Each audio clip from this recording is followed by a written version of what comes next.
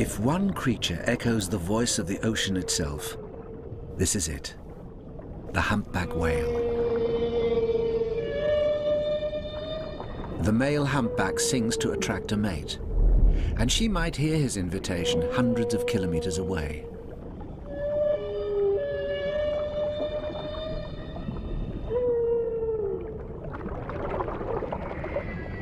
No other mammal on Earth has such a complex and mysterious call.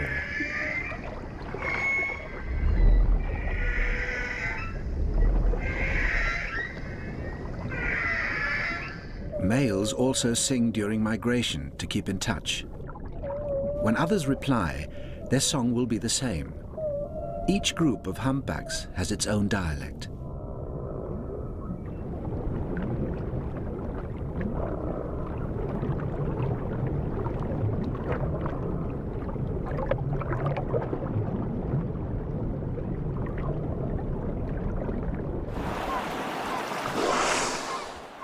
From the surface, a female and her newborn calf can hear the distant voices of the males below.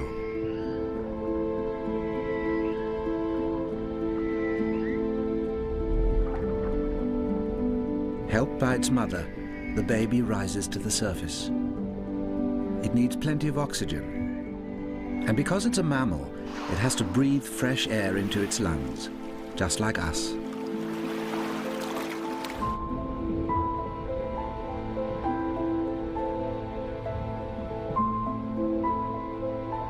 Millions of years ago, the humpback's ancestors lived on land. And although they've adapted to the underwater world, some things haven't changed. The baby still suckles mother's milk, for example, to see it through the crucial first few months.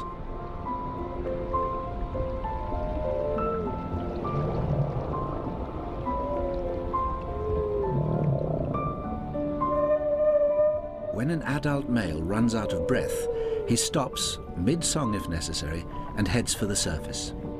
He needs to do this every half hour or so.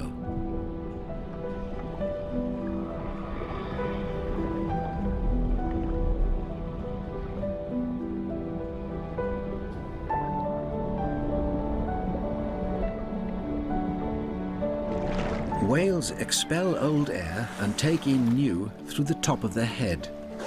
Their nostrils form the blowhole.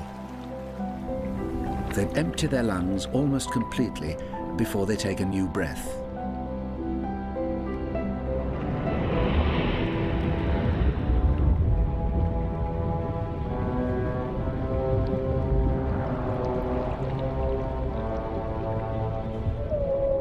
They also store extra oxygen for later use in their blood vessels and muscles.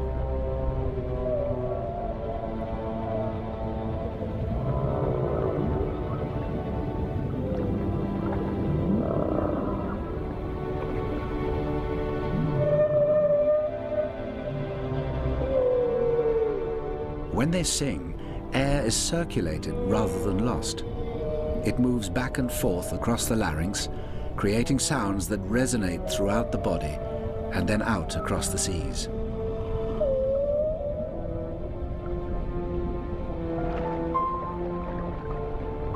The nursing female and her baby now have a male escort. He can stop singing. He's found what he was looking for.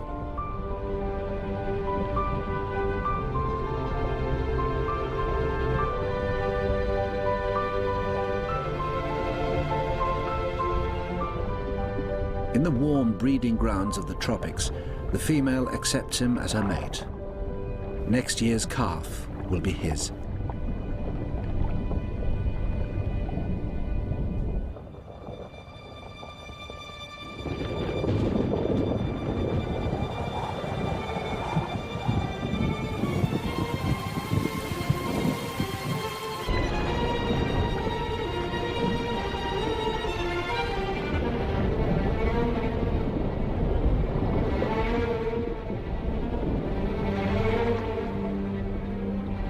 Water contains far less oxygen than air, but nature has ways of helping out. Wind and rain stir the ocean cocktail, whisking in air and replacing water lost through evaporation.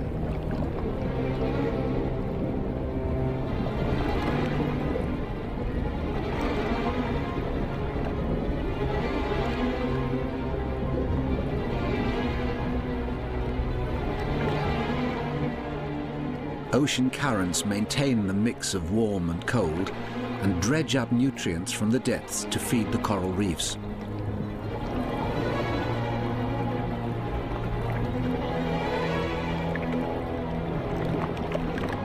In this vast reservoir of energy and food, there's plenty to go around.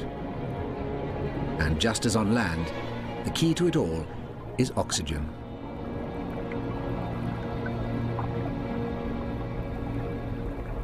If you haven't got lungs, you've got to get all your oxygen direct from the water, which is harder. One technique is to steady yourself in a current, so lots of water washes over your gills. That can be helped by twitching your gill covers. But first, you've got to be able to hold your position. Like most bony fish, red soldierfish contain a sort of airbag called a swim bladder. Without it, they'd start to sink.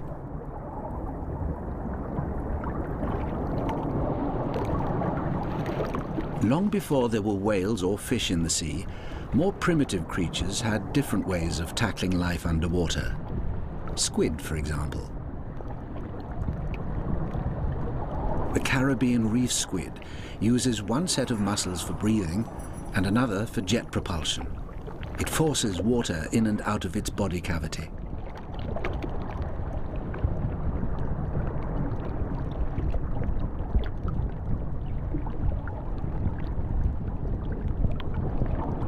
Changing color is an effective way to communicate, whether it's with a potential mate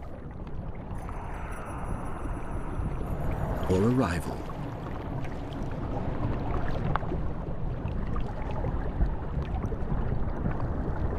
The darker hue is a warning sign, while pink is the color of love.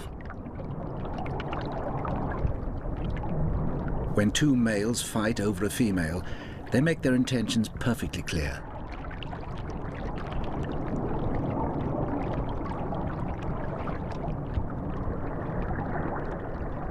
The winner quickly switches to a more romantic shade.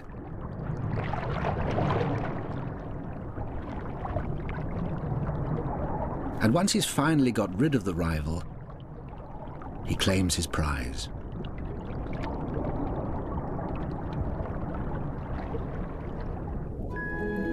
Sea slugs are about as active as slugs on land, but they still get what they need. They wear their flamboyant gills on the back, fully exposed to the water and its oxygen supply.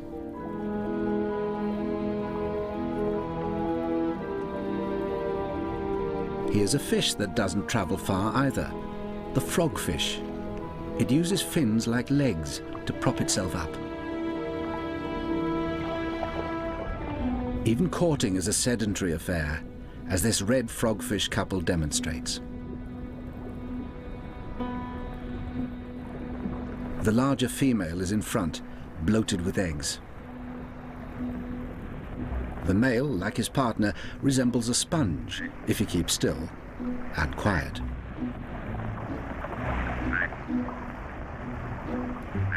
But in his excitement, he can't help making himself heard.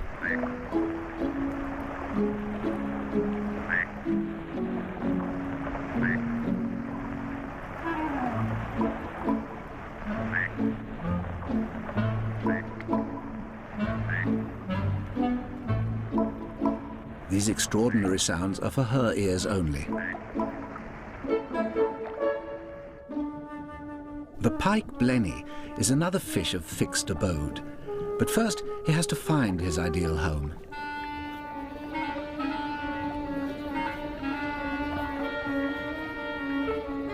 One of these weed-covered pipes is just the thing.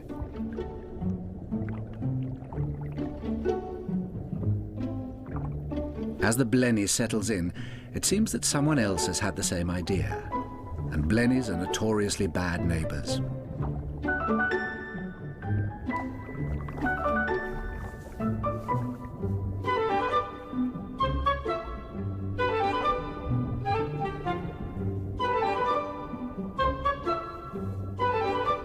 Before long, the newcomer gets a mouthful.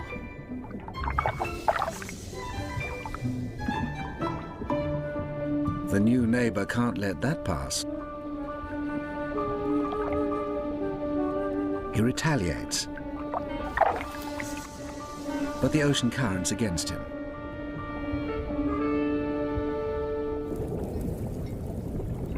Caribbean reef sharks never settle down. They have to keep moving in order to breathe. Sharks don't have a muscular flap to propel water over the gills, so their whole body has to move instead. They don't have a swim bladder either, so if they stopped swimming, they might end up on the sea bottom. Except for those with oil in their liver. Being lighter than water, the oil makes them more buoyant. And they're perfectly formed for perpetual motion, with a pointed snout, a powerful tail, and fins in all the right places.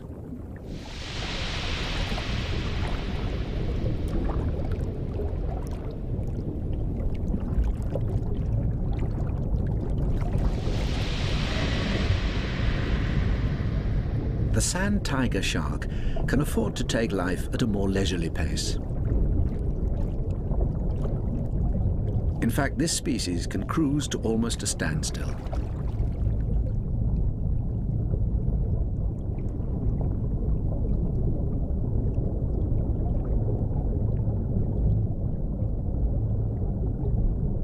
The sand tiger has a special trick to stop itself sinking.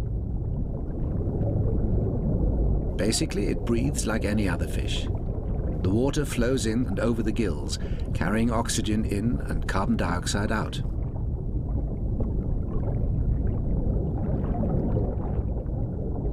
But the sand tiger also uses air to make its own air bag. Every so often it heads for the surface and gulps down a jaw full of air. The air is trapped in the stomach, so it can hang suspended in the water without sinking.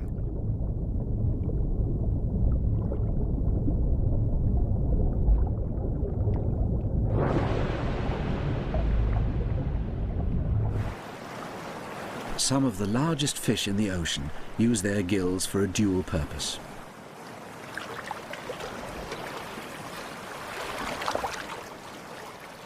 These gills are bigger than most, and so's their owner, the basking shark. At 10 meters long, it's the second largest fish in the ocean. Only the whale shark is bigger.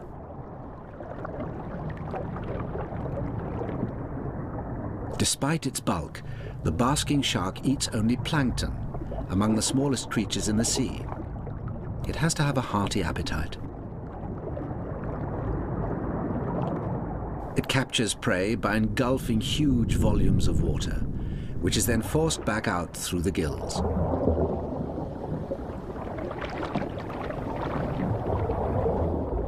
Hundreds of hooks called gill rakers trap any morsels of food, while at the same time the flow of water tops up the body's oxygen supply.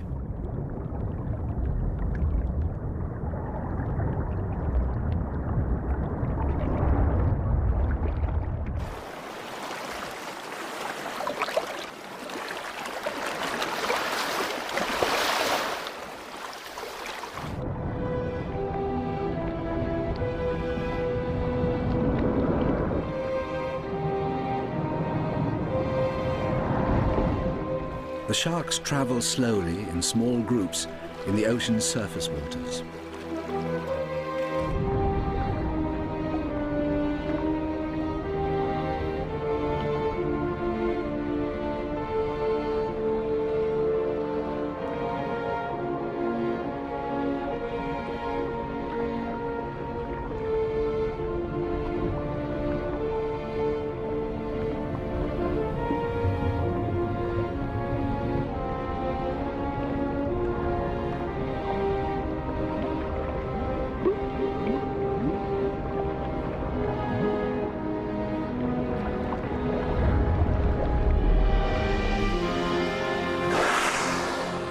But the basking shark is nowhere near the size of this animal.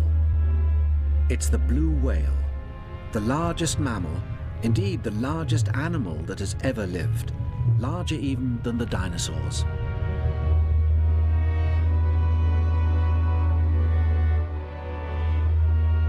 It's up to 30 meters long and 180 tons in weight, with a voice to match.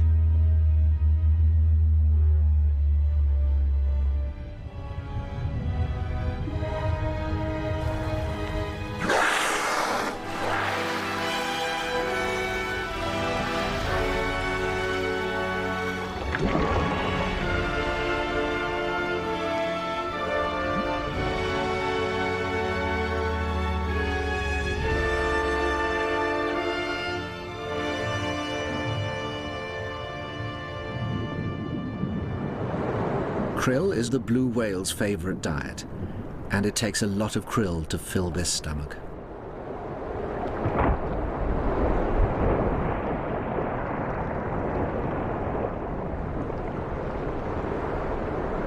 As it moves in and opens the jaws, the whale turns sideways, taking almost a whole swarm of krill in one go.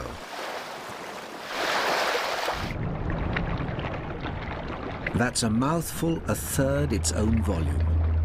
It stretches the whale's pleated throat to the limit.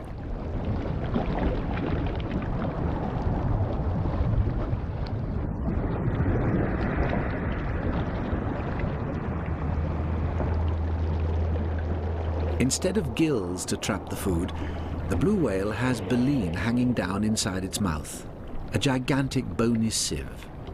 The sieve is licked clean by a tongue 6 meters long.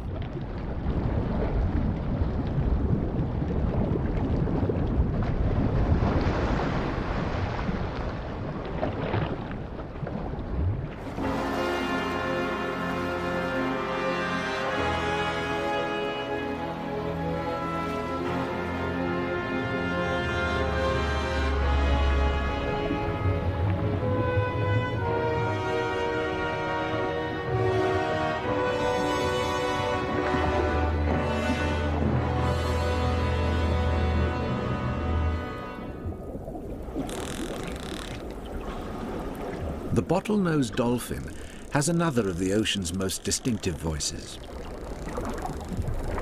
We humans have hardly begun to unravel the mysteries of its language.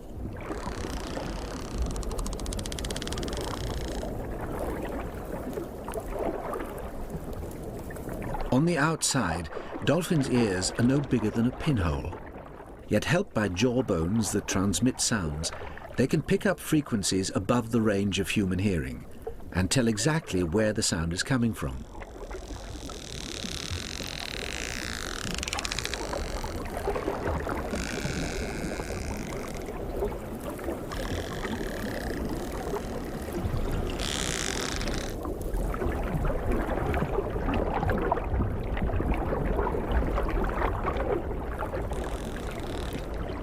Dolphins look much more like fish than mammals. They've lost all their hair for a start, and there are many other changes that help them live in the ocean.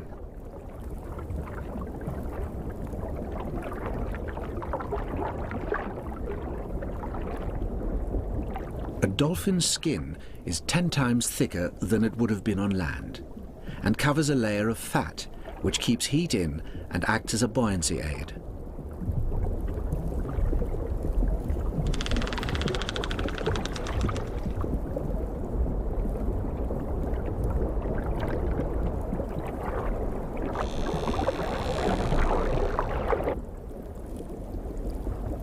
It needs only a few seconds at the surface to fill its lungs, even though, unlike whales, the 2 nostrils have evolved into a single blowhole.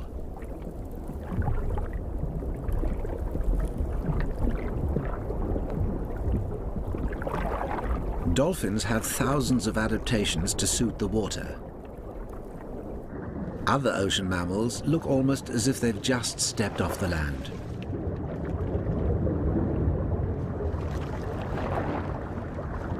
The manatee, or sea cow, still lives close to the shore, grazing fields of undersea grass.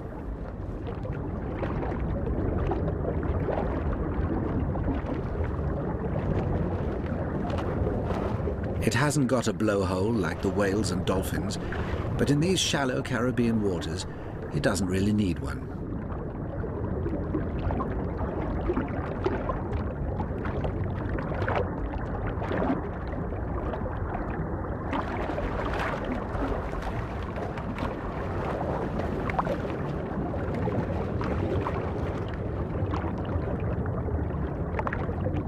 Having to breathe at the surface is partly why this creature has become so rare.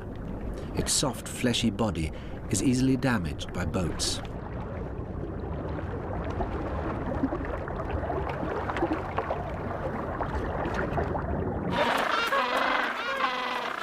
Penguins are still crossing the boundary between land and sea, but they're not at their best on foot.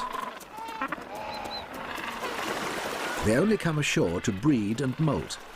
After that, it's back to the water.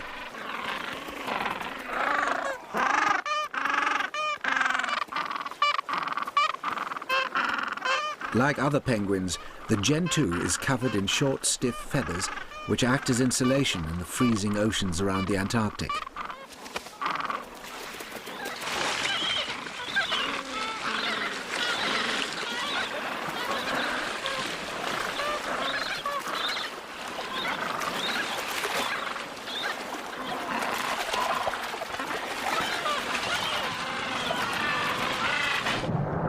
Once in the water, it's obvious what those stumpy arms and legs are for.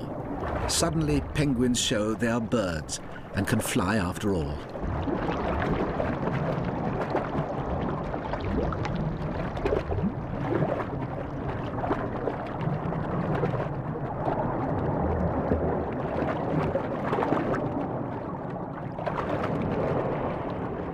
Unlike sharks, the penguins need to stay down, so they have extra heavy bones as ballast.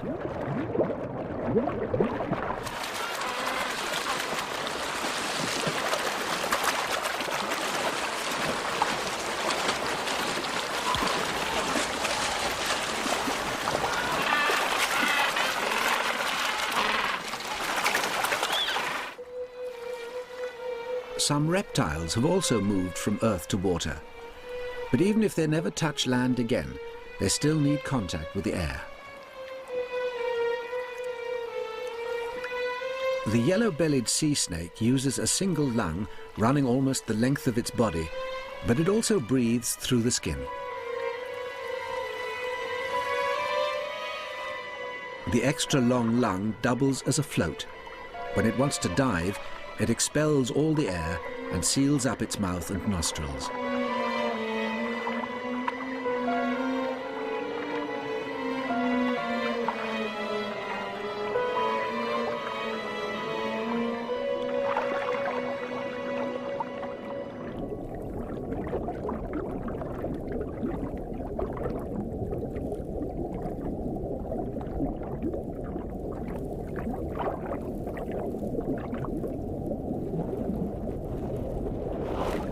Other reptiles don't have the luxury of a streamlined body shape, so they have to work much harder to get around.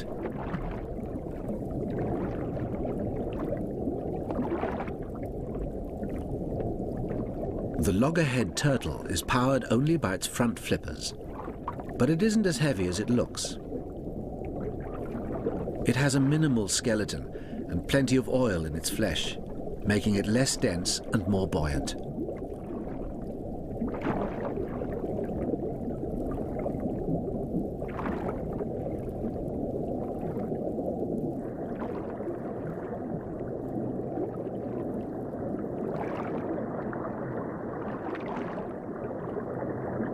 A breath of fresh air, and it's time to look for food.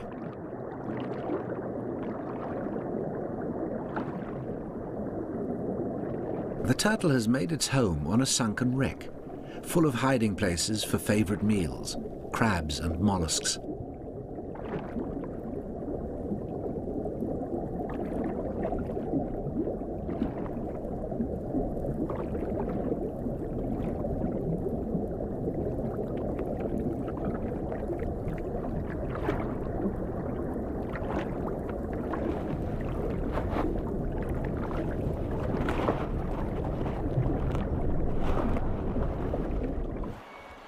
Loggerheads are thought to navigate by the moon and stars.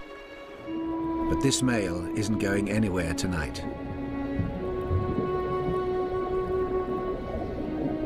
While he sleeps, his breathing and heart rate slow right down. When he awakes, his first instinct will be to head up for air.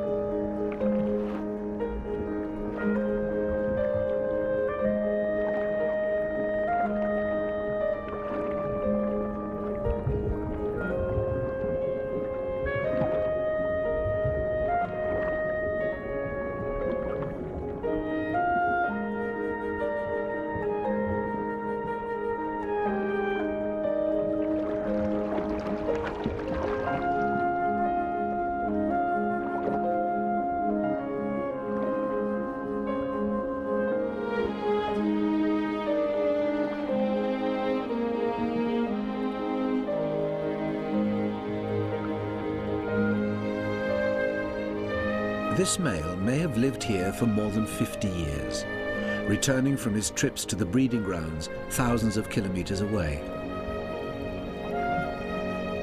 He's never set foot on dry land, not since his very first steps out of the egg.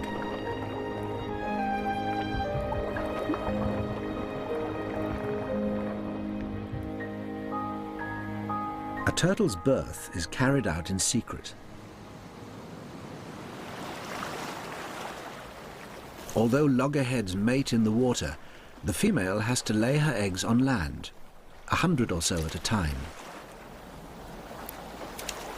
This tropical Caribbean sand will incubate them, and the darkness will hide them from predators.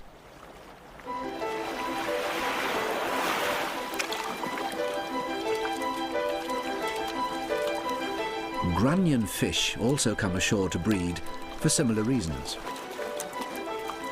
The full moon brings a high spring tide, which sends the grunion into a mating frenzy.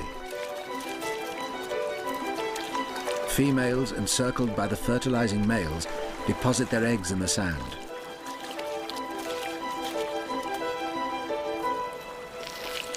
The sand stops the eggs from drying out, and they'll get more oxygen here than they would in the water.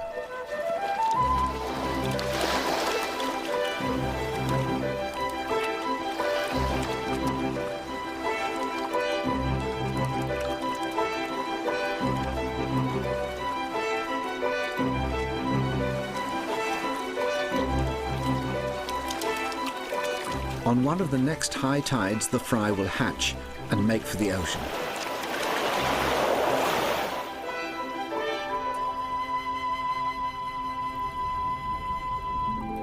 Coral also waits for a high tide to release its eggs and sperm.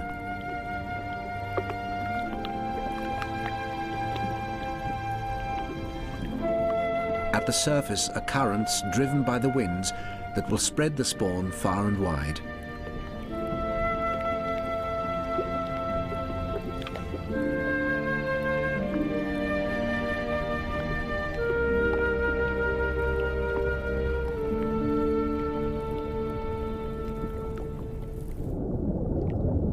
Other parents keep a close eye on their eggs.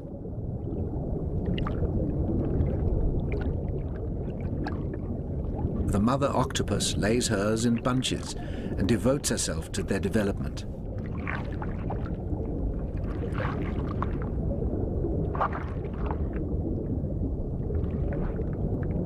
She blows water over them to ensure a rich supply of oxygen, and she vacuum cleans them with her suckers.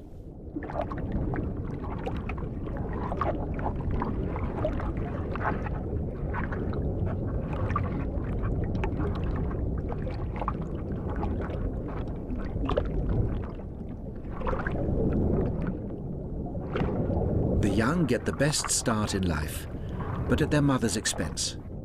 For these few weeks, she doesn't eat, and when the eggs are safely hatched, she'll die.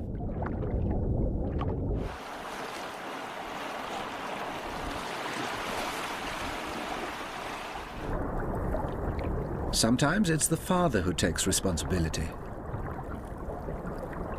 Male sergeant major fish turn bright blue when breeding, so it's easy to spot the dads-to-be. They waft fresher water over their eggs, just like the mother octopus.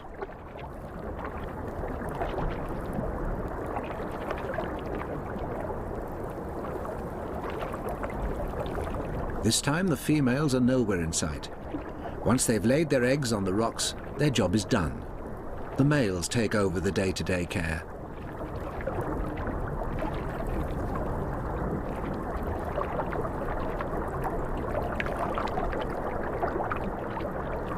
They also guard the nest site against peckish passers-by.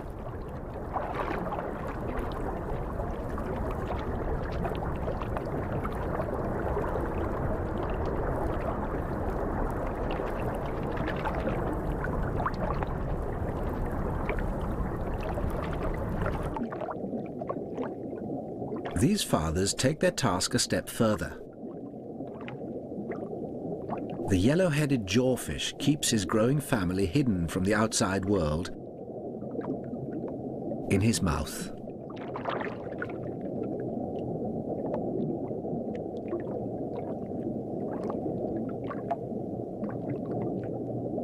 He hovers in the current, gulping to flush his eggs with seawater.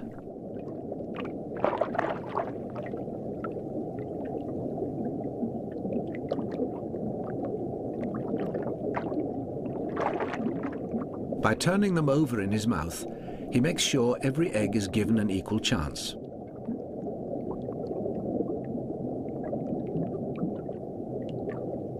This goes on for several weeks.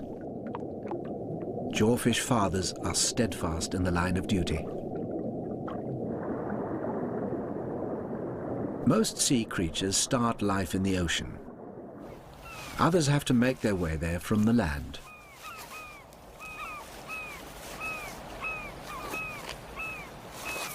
Two months after the female loggerhead laid her eggs, her babies feel the call of the seas.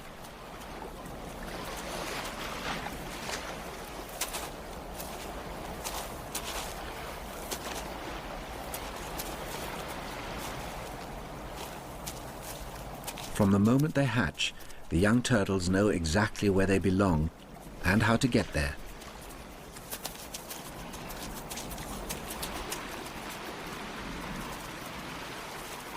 But it's a long and risky journey for such tiny travelers.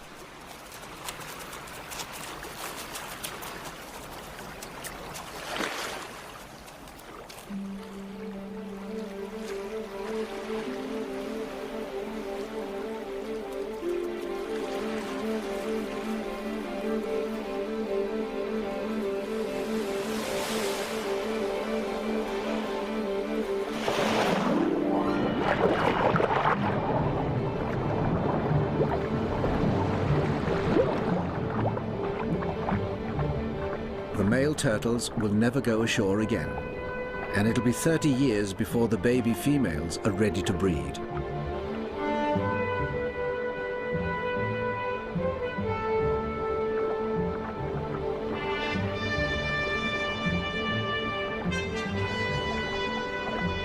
Right now, the priority is survival. That means finding food and shelter fast.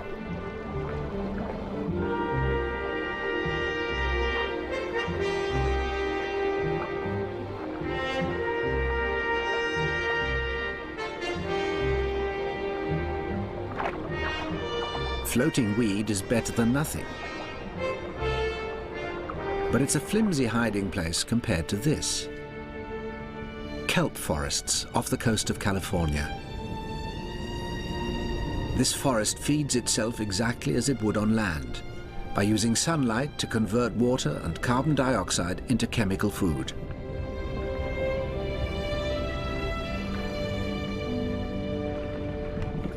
In the process, life-giving oxygen is released.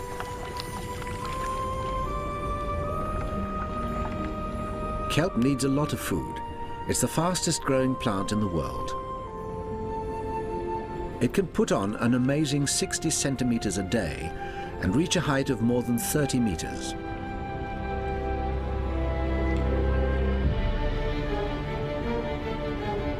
Tiny built-in gas bags help to keep the kelp afloat and push it in the right direction, up towards the sun.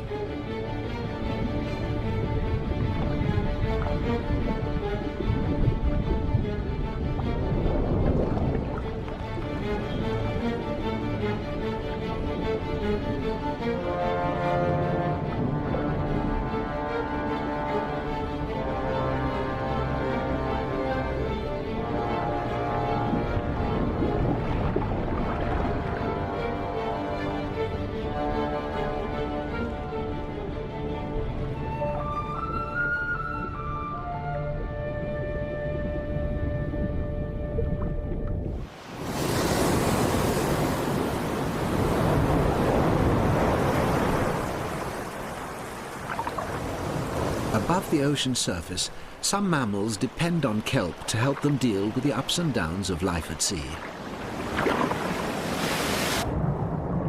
The sea otter can find everything it needs amid the kelp beds and only goes ashore during violent storms.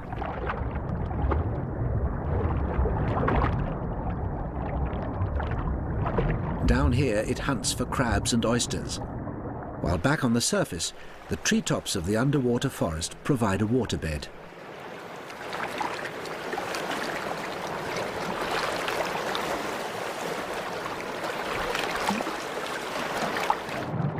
The kelp forest can be a playground as well.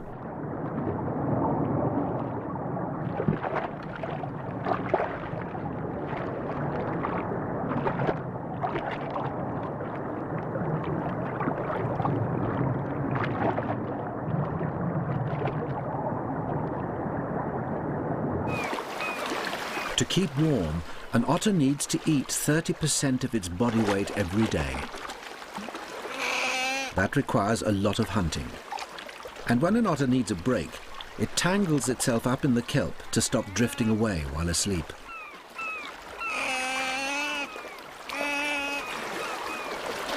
Paws are kept dry, ready for grooming.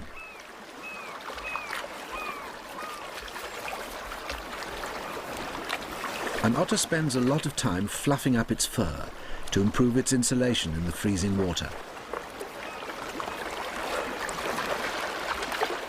This fur is thicker than that of any other animal, and when full of trapped air, works like a wetsuit, warm and buoyant.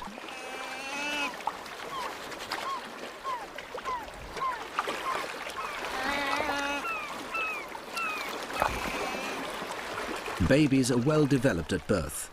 Their eyes are open and teeth are in place. But it'll take a few weeks to learn to swim. Until then, they use their mother as a float.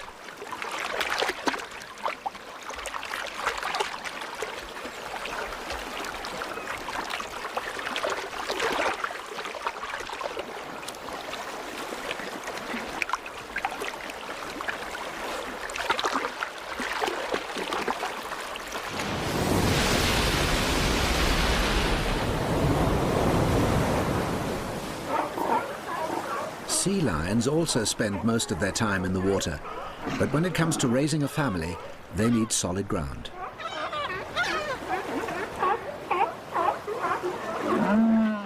This is the time of year to socialize, which can be exhausting.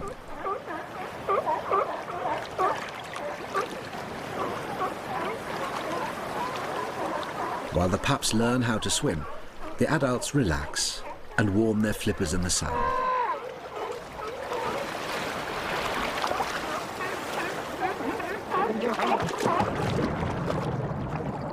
It's playtime for everyone.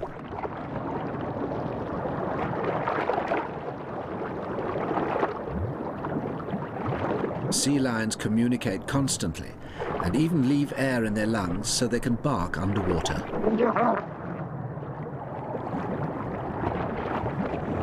Blowing bubbles can be a sign of aggression, but generally sea lions seem to enjoy each other's company.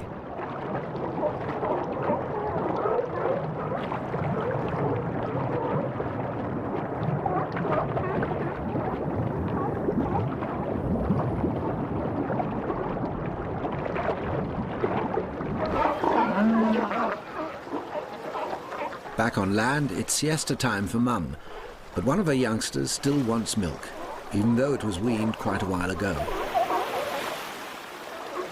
It's almost time the pups left the land to explore their ocean home.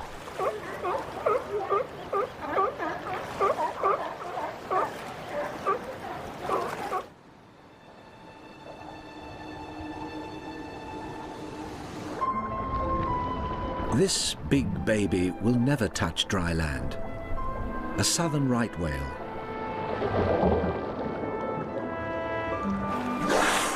Here, in a sheltered Patagonia lagoon, the calf grows strong enough to face the open ocean. Thanks to plenty of mother's milk.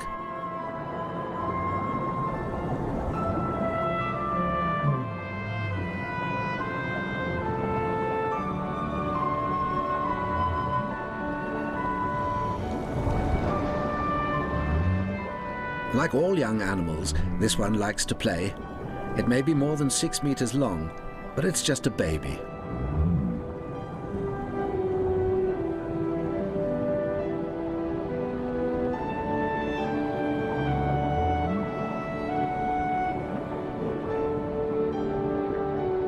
At this age, the calf still needs the comfort of mother's touch.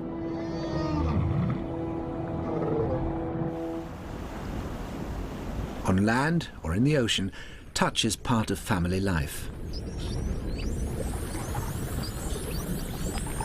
Spotted dolphins live in large extended families. Along with language, they use a lot of body contact.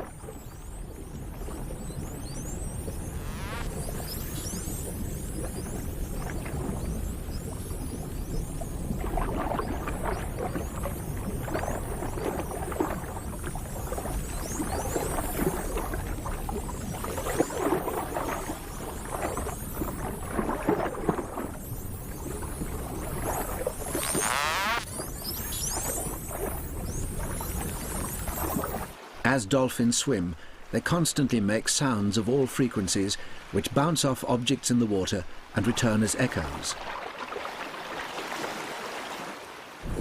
Low-pitched sounds travel further than high-pitched ones. That way they always know where other family members or potential predators are.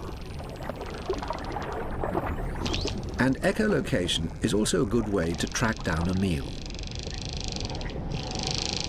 By directing high-pitched clicks at the sand, a bottlenose dolphin can tell if there's anything interesting underneath. Razorfish are quick to dive for cover, but that may not be enough. When the dolphin picks up a reading, its sonar clicks speed up for a more detailed picture.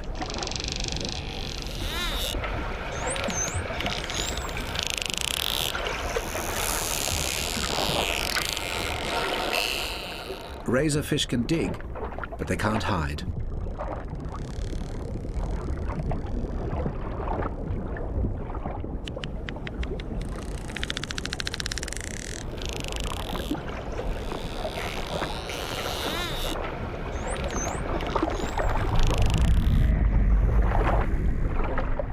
The nurse shark hunts razorfish too, but not by echolocation.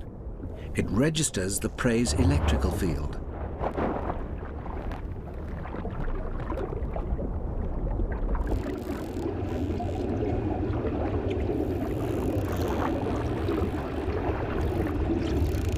The time has come for this bottlenose youngster to learn to use its sonar skills. It shadows its mother as she scans the ocean floor.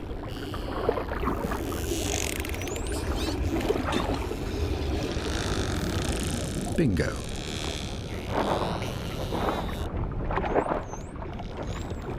The baby looks and learns.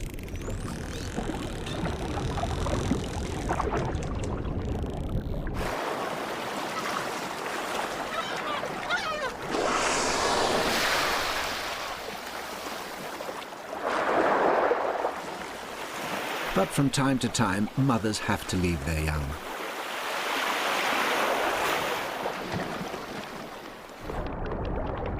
A mother sperm whale dives for squid, leaving her calf near the surface. Sperm whales go deeper than any other mammals, 3 kilometers or more below the surface. The calf is much too young to follow. Water pressure would kill it. With only remora fish for company, it waits near the ocean surface, where it can take regular breaths.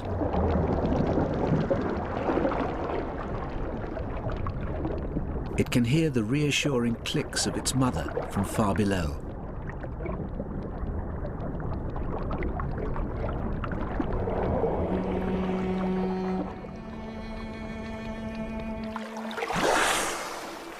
Nearby, other sperm whales emerge from the depths, members of the calf's tight-knit community.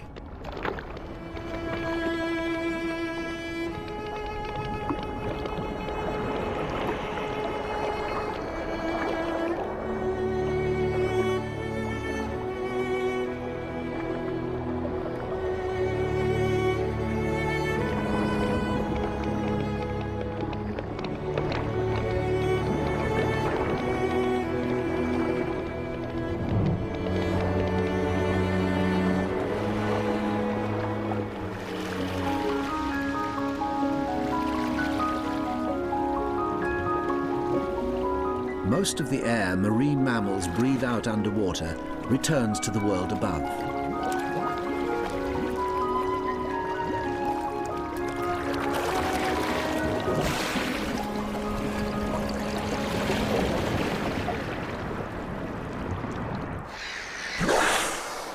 When humpbacks hunt as a group, they use bubbles in a special way.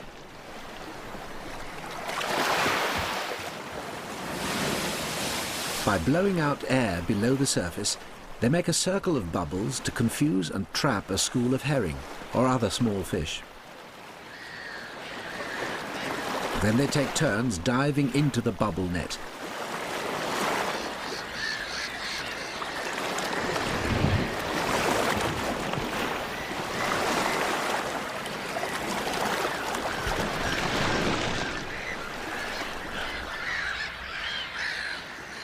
Waiting gulls know that bubbles mean plenty of leftovers.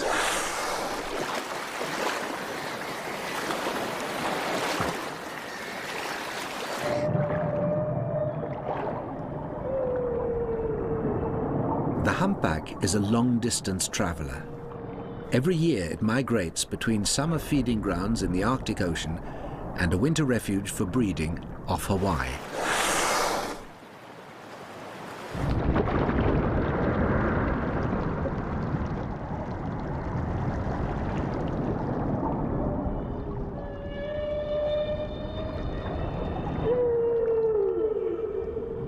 During their long migration, the males continue singing to each other and to their females, enriching the music of the oceans.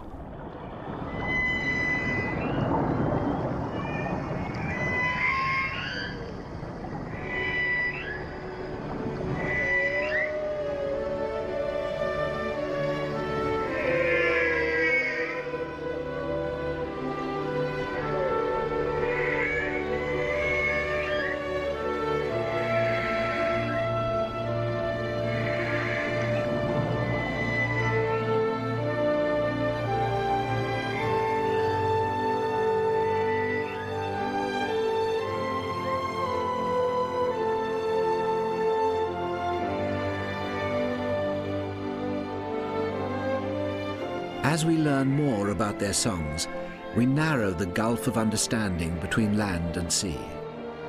Maybe one day we'll unravel all the secrets of the ocean's blue voices.